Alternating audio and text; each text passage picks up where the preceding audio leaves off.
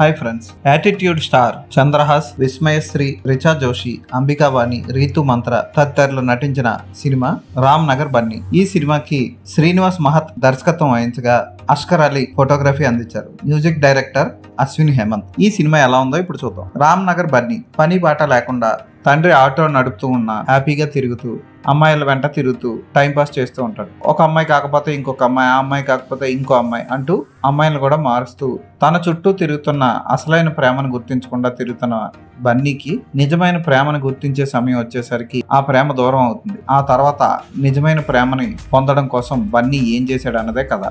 నేను మీకు story outline చెప్పాను. యాక్చువల్గా ఈ అవుట్లైన్లో నేను చెప్పినట్లు నిజమైన ప్రేమ కోసం బన్నీ ఏమీ చేయడు. మందేసి రోడ్లమ్మట పడి తిరుగుతూ బండ్ల మీద మందు కొడుతూ సిగరెట్లు కాలుస్తూ నిద్ర మాత్రలు వేసుకొని చావడానికి రెడీగా తిరుగుతూ ఉంటాడు. అంతే తప్ప ఆమె కోసం అతను స్పెషల్ గా చేసింది ఏమీ ఉండదు. ఈ రామ్ నగర్ బన్నీలో విషయం ఏదన్నా ఉంది, ఏదన్నా చూడాలి అనుకుంటే ఈ సినిమాలో హీరోయిన్లు చేసిన ఎక్స్పోజింగ్, హీరోయిన్లు చేసిన నటన మాత్రమే ఆకట్టుకుంటుంది. అంటే మన హీరో ఏం చేయలేదా అంటే యాటిట్యూడ్ స్టార్ చాలా బాగా చేశాడని చెప్పొచ్చు. అతని నటన, డాన్స్, ఫైట్స్ అన్ని బాగా చేశాడు. కాకపోతే అన్ని మనం ఎక్కడో చూసినట్లు ఉంటాయి తప్ప ఏది కొత్తగా ఈ సినిమాకున్న లోపం కూడా అంతే. సినిమా చూడడానికి పర్వాలేదు, ఇబ్బంది కలిగింది, కానీ చూసిందంతా ఎక్కడో చూసినట్లు ఉంటుంది తప్ప ఒక్క దాంట్లో కూడా కొత్తదనం ఉండదు. ఒక్క ప్రభాకర్ వేసిన చేపలమ్మే వేషం తప్ప సినిమా అంతా చాలా రిచ్ గా తీశారని చెప్పొచ్చు. ఆ బడ్జెట్ చాలా ఎక్కువ. చంద్రహాస్ కి సొంత నాన్నే నిర్మాత అవడం అతనికి పెద్ద ప్లస్ పాయింట్. పోనీ ఎక్కడైనా సరే అద్భుతంగా వావ్ అనిపించే షాట్ ఉందా అంటే ఎక్కడా కూడా ఉండదు. ఒక్కటి కూడా మనసుకు హత్తుకునే షాట్ ఉండదు. సినిమా అంతా హీరో ఓవర్ బిల్డప్లు, వెకిల్ చేష్టలు, లేదా అర్జున్ రెడ్డి టైప్ లో మందు కొట్టేసి రోడ్లమ్మట పడి తిరగడాలు, లేకపోతే పిల్ల చేష్టలు ఇలాంటివన్నీ కనపడుతూ ఉంటాయి ప్రధాన పాత్ర అయిన హీరో క్యారెక్టర్ లో. ఇక్కడే దర్శకుడు పెద్ద తప్పు చేశాడు. బ్లాక్ డాగ్, హాట్ చిక్ లాంటి రొమాంటిక్ సినిమాతో ఇంట్రడ్యూస్ చేయడం ఇష్టం లేని ప్రభాకర్ ఫ్యామిలీ అందరూ కూర్చొని చూసే సినిమా తన కొడుకుని ఇంట్రడ్యూస్ చేయాలనుకోవడం మంచిదే. కానీ ఈ సినిమాలో కూడా హాట్ చిక్లే ఎక్కువగా ఉంటాయి. మన బ్లాక్ డాగ్ సినిమాలో చేసింది ఏముండదు. అంటే హీరో చంద్రహాస్ చేసింది చాలా తక్కువ ఉండదు. ఒకవైపు నిజమైన ప్రేమ కోసం పరితపిస్తున్నట్లు, ఆమె కోసం బాధపడుతున్నట్లు ఉంటూనే మరోవైపు వెంటనే గెడ్డలవి గీసుకొని న్యూ జాబ్ లో జాయిన్ అయిపోవడం లాంటివి అస్సలు కంటిన్యూటీ కానీ ఫ్లో కానీ లేవు అన్నట్లు అనిపిస్తాయి. ఇక దర్శకుడు ఎక్కడ కూడా సీరియస్ గా తీసుకోలేదు ఈ సినిమాని.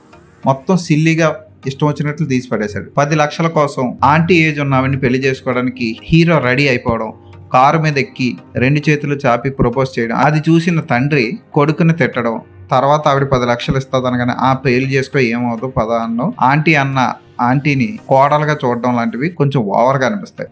ఓకే, మిడిల్ క్లాస్ మనస్తత్వాలు అవే అనుకోవచ్చు. హీరోయిన్ కనపట్టలేదని తెలిసిన దగ్గర నుంచి ఆమెను ఎత్తకుండా వెంటనే ఆంటీ ఇచ్చిన ప్రపోజల్ని ఒప్పేసుకోవడం, ఇలాంటివన్నీ సినిమాకి ఎక్కడ హీరోకి ఒక క్యారెక్టర్ ఉందని, అతను కూడా ఒక సిన్సియర్ లవర్ అన్నట్లు చూపించడంలో ఫెయిల్ అయిందని చెప్పొచ్చు. ఇలాంటి సన్నివేశాలే హీరో క్యారెక్టర్ని బాగా దిగజారిపోయినట్లు చూపిస్తాయి. హీరోయిన్లు ముగ్గురు చాలా బాగా చేశారు. ఆంటీగా చేసిన ఆవిడ ఆంటీలానే బాగా ఎక్స్ప్రెషన్ చేసింది. ఓకే, ఇక సినిమాలో ఏదైనా కొంచెం బాగుందంటే అక్కడక్కడ కొన్ని సీన్లు కామెడీగా అనిపిస్తాయి, అవన్నీ ఓకే అనిపిస్తాయి అంతే. ఉదాహరణకి హాస్పిటల్ బిల్లు కట్టే సన్నివేశం, అలాగే హీరో తండ్రి తన 12 ఏళ్ల పాపని పెళ్లి కూతురు వేషంలో ఊహించుకునే సీన్ కూడా కొంచెం ఆకట్టుకుంటుంది. ఈ సినిమాకి డైలాగ్స్ కూడా పెద్ద మైనస్ పాయింట్. ఒక్క డైలాగ్ కూడా బాగోదు, ఇష్టం వచ్చినట్లు సాగుతుంది. హీరోయిన్ నడుము చూసి టెంప్ట్ అయిపోయి నొక్కినప్పుడు హీరోయిన్ ఒక గోపు మీద ఒకటి కొట్టి పక్కకి వెళ్ళిపోయి ఇంటికి వెళ్ళిపోకుండా కమాన్ మళ్ళీ నీకోసమే ఉన్నాను రా ఇక్కడికి వచ్చి నొక్కు అన్నట్లు అక్కడ వెయిట్ చేయడం లాంటివి పరమ రొటీన్ గా అనిపిస్తుంది. అదే నైట్ ఇంట్లో పక్కన ఏదో భజనకని ఇంట్లో వాళ్ళు బయటకు వెళ్ళారని తెలిసి ఆ రోజంతా 3 కాస్ట్యూమ్స్ వేసుకొని ఇష్టం వచ్చినట్టు తిరిగేసి రెచ్చిపోయి ఇవన్నీ నైట్ జరిగినవి ఉదయం అయ్యేలోపు మర్చిపోవాలనడం, జై బాలయ్య అనడం లాంటివి ఏమంత గొప్పగా అనిపించదు. అసలు హీరో మీద చూపించేసిన ప్రేమ ఏంటో, హీరో ఎలా తెలుసుకున్నాడో కూడా దర్శకుడు మనకు చూపించరు. నిజమైన ప్రేమ తెలుసుకొని ఒక హీరోయిన్ చెంప చెల్లు అనిపించగానే హీరో పరిగెత్తుకెళ్ళిపోయి తనకి బ్రష్ మీద పేస్ట్ పెట్టి కాఫీ అందించిన హీరోయిన్ గుర్తు తెచ్చేసుకొని ఏం ప్రేమ ఒలకపోసిందో తెలియదు కానీ వెంటనే ఆమె ప్రేమలో మునిగిపోయాను, ఎన్ని రోజుల నుంచి ఆమె ప్రేమను తెలుసుకోలేదు అని హీరో ఫీల్ అవడం కొంచెం ఓవర్గా అనిపిస్తుంది. ఇక చాలా తప్పులున్నాయి కథనాల విషయంలో. వాటిని పక్కన పెట్టేస్తే చంద్రహాస్ డ్యాన్స్ చాలా బాగా చేశాడు. కాకపోతే ఆ డ్యాన్స్ ఎలా ఉంటుందంటే కరెంట్ షాక్ ఇచ్చిన మనిషి గిలగిల కొట్టుకున్నట్లు ఉంటుంది తప్ప చిరంజీవి వేసినంత అందంగా అనిపిస్తుంది. అల్లు అర్జున్ వేసిన డ్యాన్స్ జిమ్నాస్టిక్స్లా అనిపిస్తాయి. మెగాస్టార్ వేసిన డ్యాన్స్లా అనిపిస్తుంది. అలాగే సీనియర్ నటి రాధ వేసిన డ్యాన్స్ లా బాగుంటుంది. సాయి పల్లవి వేసిన డ్యాన్స్ లాగా డీలో డ్యాన్స్ ప్రదర్శన చేసినట్లు అనిపిస్తుంది. సో రామ్నగర్ బన్నీలో హీరో చాలా కష్టపడ్డాడు చంద్రహాస్. కాకపోతే వాటిని ప్రెజెంట్ చేసిన తీరు మాత్రం అస్సలు బాగోలేదు. ఫైట్స్ బాగా చేశాడు, అక్కడక్కడ ఓవర్ యాక్టింగ్ కూడా చేశాడు. అవన్నీ తగ్గించుకోకపోతే పాత్రలో లీనమైనట్లు అనిపించదు. ఉదాహరణకి కొట్టేసిన తర్వాత అన్న టైప్ లో ఓవర్ యాక్షన్ చేయడం లాంటివి ఖచ్చితంగా తగ్గించుకోవాలి. ఇతను కరెక్ట్గా యాక్ట్ చేస్తే మాత్రం బాలీవుడ్ హీరో రణ్వీర్ సింగ్ టైప్లో మంచి యాక్టర్ అవుతాడు. కామెడీని కూడా చాలా చక్కటి టైమింగ్తో పండించాడు. చూడడానికి మీసం సరిగ్గా మేకప్ చేయకపోవడం వల్ల గెడ్డాలై పెంచుకున్నా సరే పిల్ల పిచ్చుక అన్న టైప్లో కనబడతాడు. విరహ వేదంతో బాధపడుతున్న సమయంలో హీరో. ఏదైనా ఇది మంచి డెబ్యూయే. యాటిట్యూడ్ స్టార్ కొంచెం యాటిట్యూడ్ తగ్గించుకోవాలి అని నేను చెప్పను, ఎందుకంటే ఈ సినిమాలో అతని యాటిట్యూడ్ ఏం చూపించలేదు. సినిమా అంతా చక్కగా నటించాడు, బాగుంది. అతని నటనకి మంచి మార్కులే పడతాయి. దర్శకుడు చేసిన తప్పు వల్లే అతని కష్టం అంతా వృధా అయిపోయింది. ఆ కథ కానీ కథనం కానీ అంత గొప్పగా లేదు. హీరోయిన్లు తమ పాత్రల కన్నా ఎక్స్పోజింగ్ మీద ఎక్కువగా శ్రద్ధ పెట్టారు. జిమ్ లో ఒక హీరోయిన్ టూ మచ్ ఎక్స్పోజింగ్ చేస్తూ ఉంటుంది. అలాగే హీరో చుట్టూ పని మనిషిలా తిరిగిన హీరోకి అన్ని సమర్పించేసుకునే సీన్లు చాలా ఉంటాయి. మళ్ళీ అదే హీరోయిన్ తనకున్న చదువును ఉపయోగించి పెద్ద కంపెనీలో జాబ్ చేస్తున్నట్లు చూపించడం హాస్యాస్పదంగా అనిపిస్తుంది. అలాగే ఆంటీకి పాత మగుడు, మరో కుక్క, వీళ్ళ ముగ్గురికి ఒక కథ, ఇవన్నీ ఓకే అనిపిస్తాయి. అంత గొప్పగా అనిపించదు సినిమా. వర్షం పడుతున్న ఈ సినిమాకి నేను వెళ్ళి సంధ్యా 70mm చూసా. ఆ తెర ఎంత చండాలంగా ఉందంటే పైన ఇష్టం వచ్చినట్టు మరకలు, అసహ్యంగా ఉంది. అయినా సరే ఏదో చూసాము సినిమా.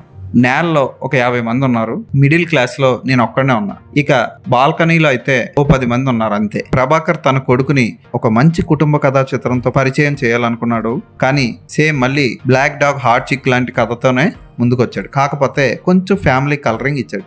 పాటలు ఒక్కటి కూడా బాగోవు, ఒక్కటి కూడా వినసొంపుగా లేవు. ఫైట్స్ ఓకే అనిపిస్తాయి. ఫోటోగ్రఫీ పర్వాలేదు, బడ్జెట్ తగ్గట్టు సాగింది అంతే. ముఖ్యంగా కొన్ని చోట్ల ఈ సినిమాలో కెమెరా వర్క్ మరీ చండాలంగా అనిపిస్తుంది. కొన్ని లాంగ్ షాట్స్, కొన్ని ఏరియల్ షాట్స్, గోవాలో తీసిన కొన్ని షాట్స్ అయితే సెల్ ఫోన్ కెమెరాతో తీసి, ఐ థింక్ యాపిల్ ఐఫోన్తో తీసేసి దాన్ని సినిమాలో వాడుకున్నట్లు కనబడుతుంది. హీరో ఇంట్రడక్షన్ సినిమాలో ఇలాంటి తప్పుడు షాట్లు పెట్టడం చాలా పెద్ద మైనస్ పాయింట్. ఏదైనా ఈ బన్నీ నిరాశపరిచాడని చెప్పొచ్చు. కథా కథనాల విషయంలో బాగా నిరాశపరిచాడని చెప్పొచ్చు. హీరోగా మాత్రం మంచి కథ దొరికితే మాత్రం యాటిట్యూడ్ స్టార్ నిజంగా స్టార్ అవుతాడు. అతనికి ఆ కెపాసిటీ ఉంది. ముఖ్యంగా తర్వాత చేసే పాత్రలో కూడా యాటిట్యూడ్ లై చూపిస్తే అసహ్యంగా ఉంటుంది. పాత్రలో లీనమై ఆ పాత్రకు తగ్గట్టు యాటిట్యూడ్ మార్చుకుంటే మంచి భవిష్యత్ ఉంటుందనడంలో సందేహమే లేదు. ఈ సినిమాకి నేను ఇచ్చే రేటింగ్ 2/5.